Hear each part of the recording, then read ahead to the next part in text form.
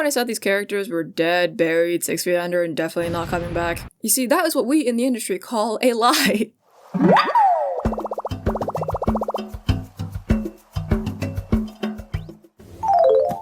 Some of you guys have been waiting for this one for a very long time. The year was 2020. The vibes were dog shit. The pandemic was fresh in the update patch and we were locked in our houses for what was supposed to be 2 weeks. That was a fucking lie. So within those 14 days, I made and uploaded an animatic that changed the trajectory of my life forever. And that animatic was called Cups. And for the next 2-ish years, I made musical animatics to my then ongoing story, Welcome to the New Age. A fantasy story set in the underworld about 6 deity chosen individuals doing plot stuff. And by Jove, did people like it. The support was bonkers. I got so much amazing fan art from it. I even started making a comic for it. Didn't really end up well. But many projects, hurdles, and time later, I just kinda stopped. Most of it was burnout, but a lot of it was me being tired of dealing with some very, and for lack of a better word, rather cuckoo people. Like the kind of person that would make the FBI agent watching my digital footprint go, girl, what the f is this? TLDR, it was not fun, would not recommend it. Fast forward, it's October 2024. To make a very long and convoluted story short, I had an assignment to make a portfolio for a first-person shooter game, and I wanted to be self-indulgent, so I decided to recycle 2 of my OCs from this long-dead project, Ryeon and Natsuo. And when I tell you that in those 3 months that this assignment was live... Let's talk about the mail. Can we talk about the mail, please, Mac? I'm dying to talk about the mail with you all day. Dude, I started filling up sketchbooks, post-it notes, whole-ass police boards with new designs, new lore, new everything. I had my partner help me co-write some things, and we cooked so well here that I might as well show you guys what we've been up to now that I've bothered to dig its grave up. So, hello! Om Swastiastu, Wasan Tiang Raja, udah lama gak ketemu ya coy, and welcome to the New Age 2.0, the reboot. But before we begin, I would like to preface that this reboot isn't going to be anything more than me, Raja, yapping into a microphone as you listen and you do your own thing. It's not gonna be a comic, or a show, or a game, or anything like that. I just want to go back to where it all began and yap to my heart's content about this story that I'm passionate about. Format-wise, I think I'll be doing a lot of, like, characterization speed paints, you know, yapping over a speed paint, maybe make some more short comics here and there, like what I did with my Kiyomi one. I definitely want to have some videos where I show off their weapons and props and like maybe their rooms and stuff, but I feel like I still need to up my skill level in that department first, since, well, I'm kind of low-key dog shit at designing objects. But thankfully, I'm in the process of taking some prop designing classes here and there with the help of today's sponsor, Skillshare. Skillshare is a platform dedicated to helping you learn new skills, improve on old ones, and even touch up on some old ones you may be rusty in. Their classes are taught by amazingly qualified and talented industry professionals, so you, dear viewer, are in good hands.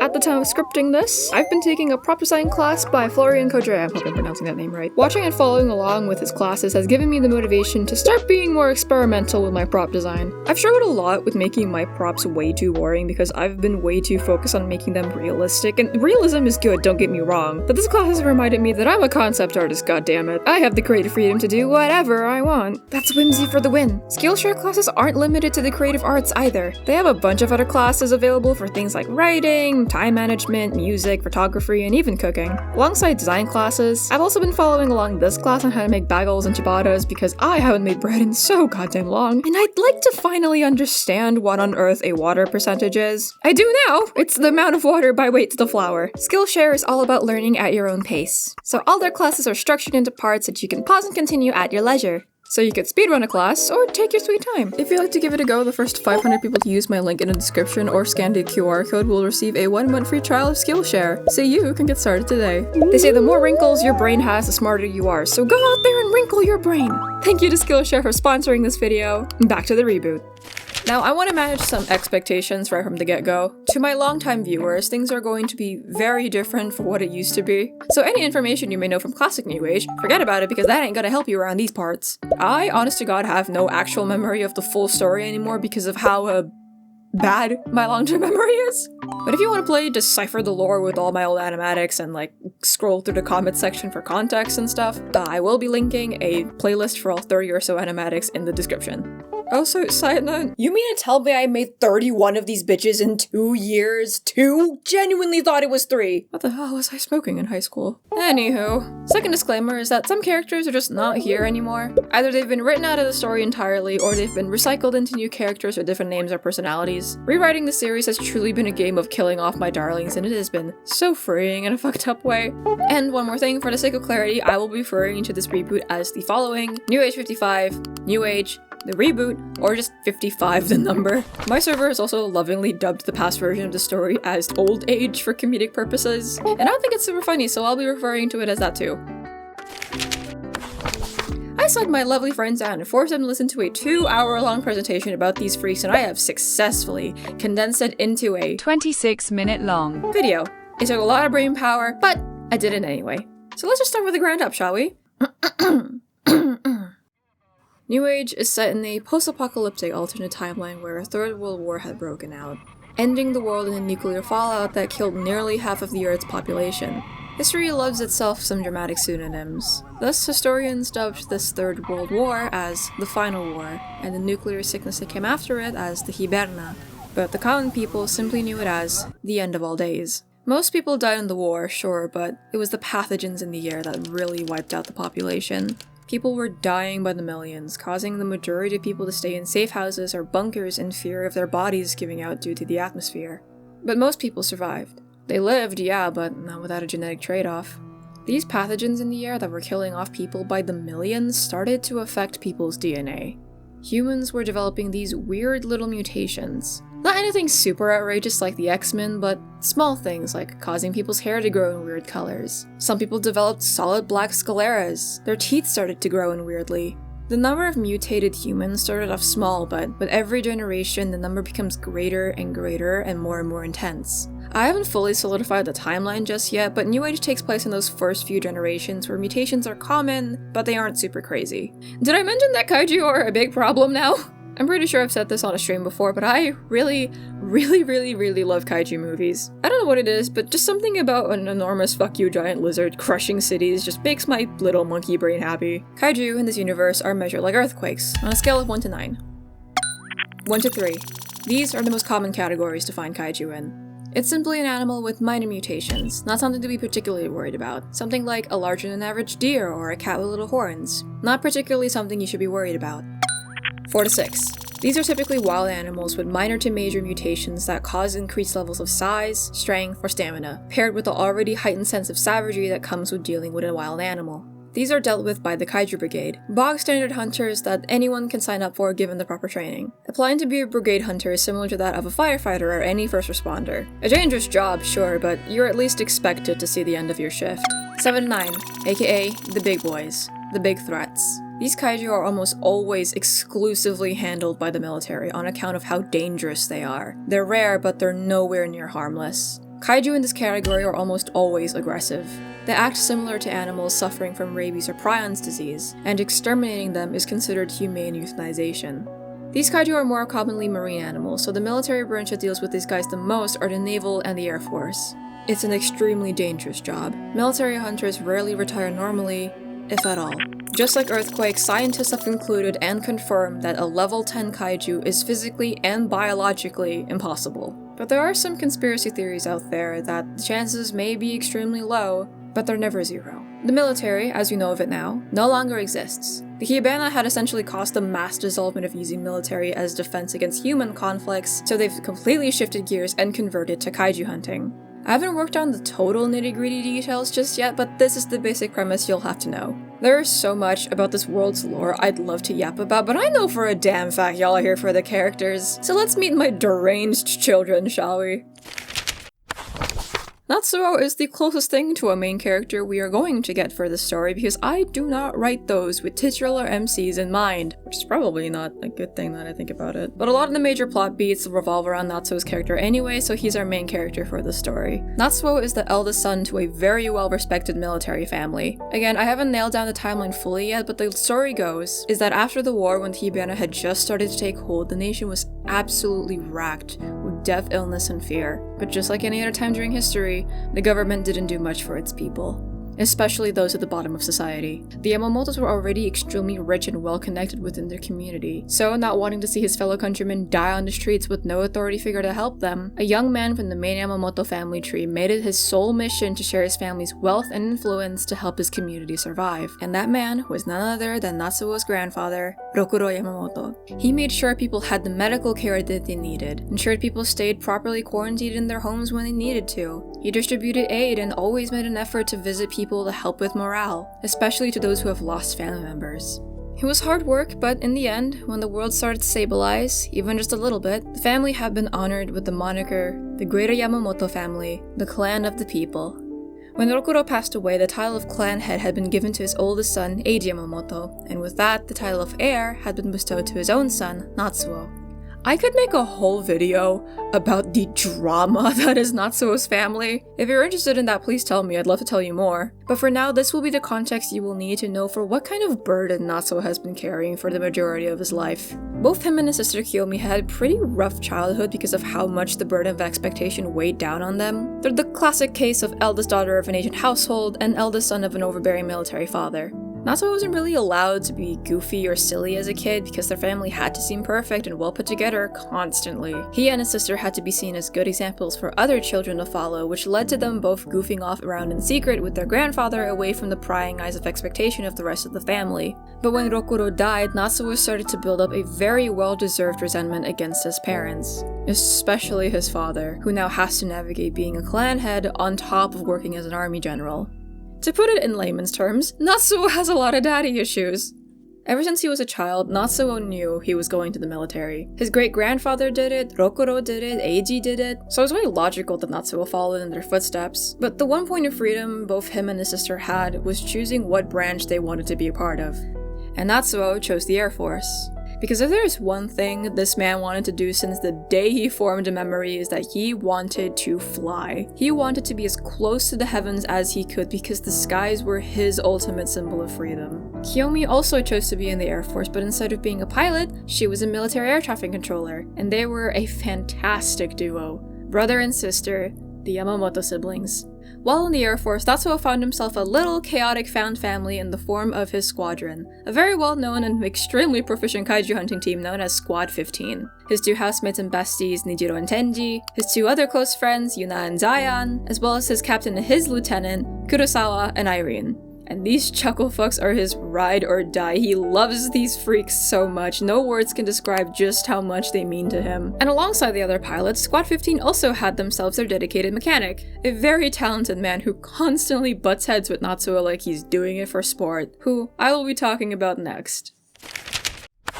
So the dude had a little bit of a name change. His legal name is Adoresong. Ryeon is a nickname he inherited, and yes, before you ask, the name is supposed to be ironic, because as far as I'm aware, Ryeon is actually a girl's name, or at least a name more commonly used for women. Oops. Oh well. Ryeon was a child actor. During those times when the world started to rebuild itself, the entertainment industry started to boom as people desperately wanted any sort of distraction from the reality that was the state of the earth. Ryeon was very specifically sought out as a child actor because he was born with a pretty common mutation called synderism, a mutation that causes a person's ears to grow pointed. But his specific type of synderism is rare because of how elongated his ears are, so his ears just straight up look like elf ears. Ryeon would describe his time as a child actor as the worst, mainly because he never wanted to be one. He was forced by his mother to take on the job not only for the money but also the fame and validation that he brought to their household. But when Ryeon grew out of the industry, his mother essentially lost all interest in him. The only parent who gave any sort of a shit towards him was his father, Min-hyuk. His dad was a kaiju hunter, so not only was he rarely home, but around when Ryeon turned 13 years old, he lost his father to a kaiju. Now, he was left alone in a household with an emotionally neglectful and abusive mother. Then one day, his mother caught him cutting his hair, and she lost her goddamn shit. So from the ages of 14 all the way up until he turned 18 years old, Ryeon lived his teen years as a street rat. He was thrown into foster care for a couple of months, but quickly ran away because of how horrible that system was. Those 4 years of bouncing and dodging around the system who inevitably failed him taught him how unfair the world really was, and he became really good at making things to survive. He'd make things like portable heaters, water filters, fucking anything that would help him and other people survive. He'd fix people's cars or whatever little odd job he can get his hands on. If you need something fixed for dirt cheap, you can call this scrappy little angry kid who lives in the abandoned house with the broken windows. He will do it. Ryeon is very smart, like scarily smart. His mother never particularly encouraged his intellect. In fact, she would constantly undermine his intelligence as a whole, but goddamn, she nothing but wrong. Ryeon can remake essentially anything he looks at with nothing but scrap metal and a Swiss Army knife. He is a fucking genius. He has a lot of old habits that he never particularly shook off after getting out of homelessness, but probably one of the worst ones is this very irrational but understandable hatred towards those with money. Ryeon has a lot of love for people at the bottom of the food chain of society, so he has a fiery hatred towards those he deems well off, regardless of the person's personality. And God forbid you come from a well-known family, because he will clock your shit.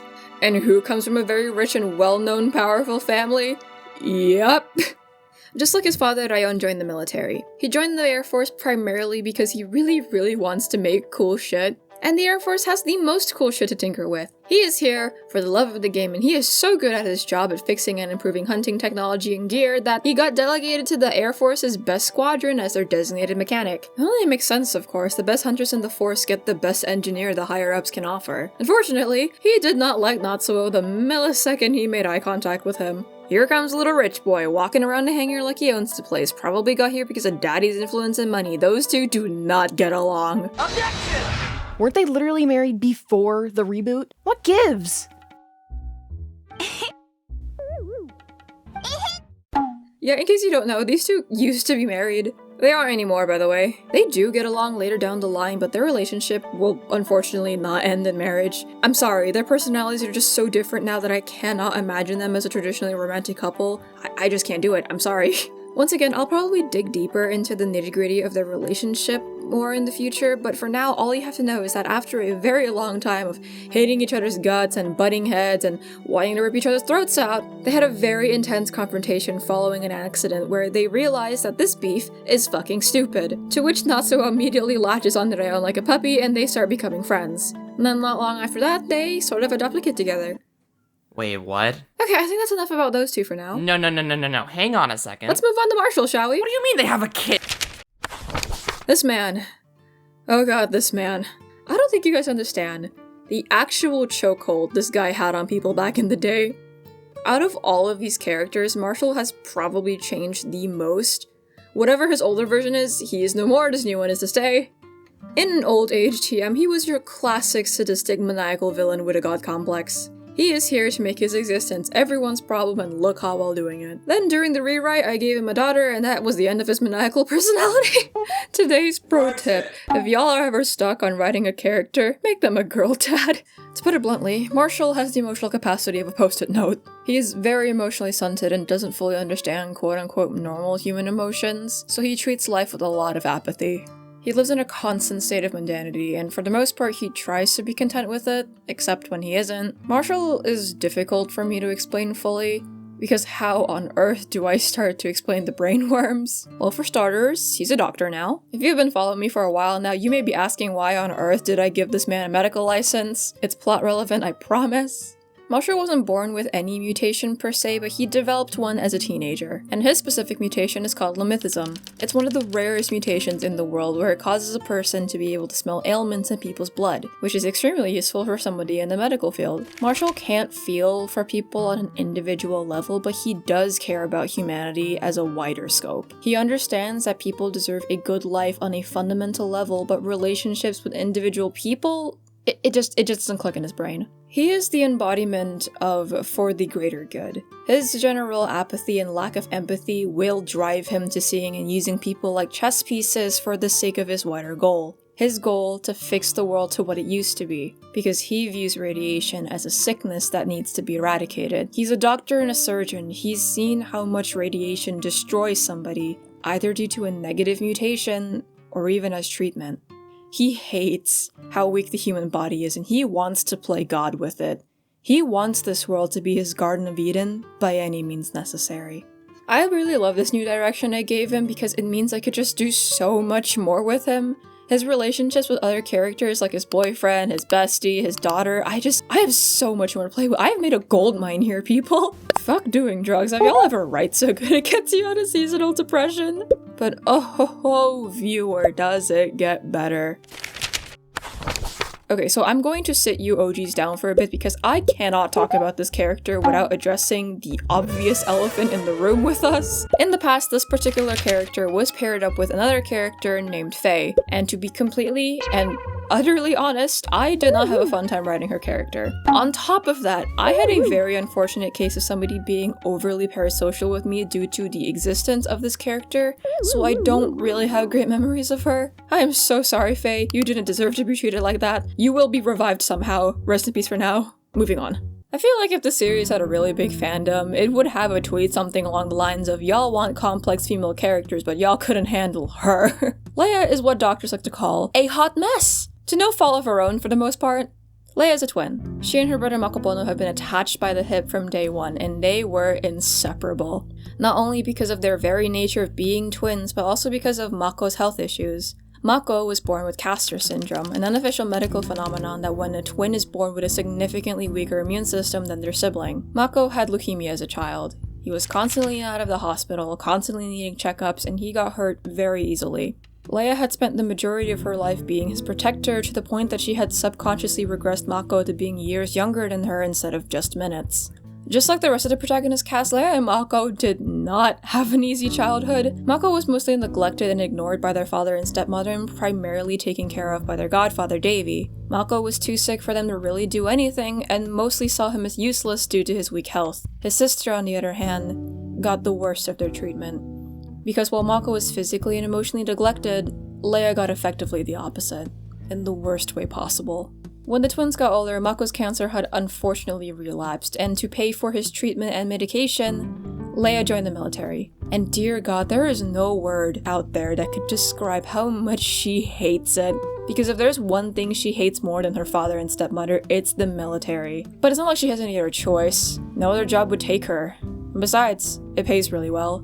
Some would say too well. Now, this is the part of the video where I address some lore that I've spilled over on Instagram, because if you've seen the announcement of this reboot all those months ago, then you will know that not only does Marshall have a daughter, but that he and Leia are ex-fiancés. Not only that, take a wild fucking guess on who the mother of that baby is. Ladies and gentlemen, I present to you the doodle that started the snowball effect that is my obsession with this OC ship. Their ship name is Sea Angel, and I am obsessed with my stupid little toxic hetero freaks.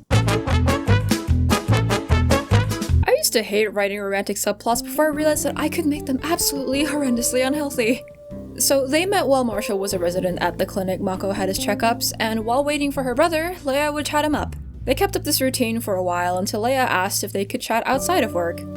Now, under normal circumstances, Marshall would say no, but for whatever reason, this woman piqued his interest. So they started going out to get coffee, and eventually getting lunch together, and then going out to the beach, and then later to his apartment. Marshall, who had never really felt quite much of anything his entire life before meeting Leia, felt something weird in his chest whenever he was around her. Leia was abrasive, impulsive, and most importantly, she was unpredictable. The kind of unpredictability that would make a normal average person nervous, but dear God, is Marshall not a normal person? And for that matter, neither is Leia. She is very aware of how abrasive and unapproachable her personality is, and she does not care whether or not people like her. What she does care about, though, are people who very clearly do not like her but pretend to be nice for the sake of getting something in return. She hates it when people try to sugarcoat bad or distressing news to her because it makes her feel like a stupid, sheltered child. She lost her mother to a kaiju. She watched her brother wither away because of childhood cancer, and she was mistreated by the people who were supposed to be her parents. She does not need to be saved from reality. Either be brutally honest with her, or shut the fuck up. She really honestly expected Marshall to be the same, expected him to be like everyone else, but was delightfully surprised at how blunt he was. His brain works off of logic and facts, and he is not afraid to state things as they are and say the quiet part out loud. Kailea likes that about him. Sometimes all you need is someone to confirm to you that yes, the world is factually shit, but it is also factually beautiful. That there are some things that make your life just a little bit more enjoyable, and that those things aren't just flukes in the web of life, but are tangible things that deserve your happiness. Here's another fun fact about me. I love me some good dramatic irony. There is nothing I love more than the feeling of seeing two characters and having that slow burn realization come across my brain that they were doomed from the start. That despite everything, no matter how perfect their love, friendship, or their life currently is, their very human flaws would inevitably be the end of them. Leia feels her emotions very strongly, and there are times when her emotions cloud her judgment and cause her to react impulsively. Marshall is very mind-driven. He sees the world in predictability, and while he does take the irrational nature of human emotions into account, you can never truly understand something you've never experienced. And Leia and Marshall could have been perfectly happy for the rest of their days if only they were literally anyone else. And that's where I'm gonna end the 55 lore dump for now, as I'm still trying to properly explain into words and illustrations that is Sea Angel and Ryeon and Natsuo's relationship, which at the time of making this video does not have a ship name just yet, so if you have any ideas, please hit me up, that would be very appreciated. Happy holidays, my dear chat! I hope you like this little early Christmas gift, I hope you appreciate it, and I hope it will be enough to feed you for the next coming months, as I am going to be absolutely swamped with uni work until the end of April. Thank you so much to my Ocha tier members for your wonderful support. Your $2 fuel me one Americano at a time. I will get through this academic year. Trust. Thank you all for your wonderful, beautiful, amazing fan art. Please tag me on Instagram if you do post anything. I want to see that shit. And here's to another year. We will survive this next one, no matter how horrific it gets, and I'll be here for your escapism. Stay safe out there, and I'll see y'all in the next video, whenever the hell that may be. Cheers!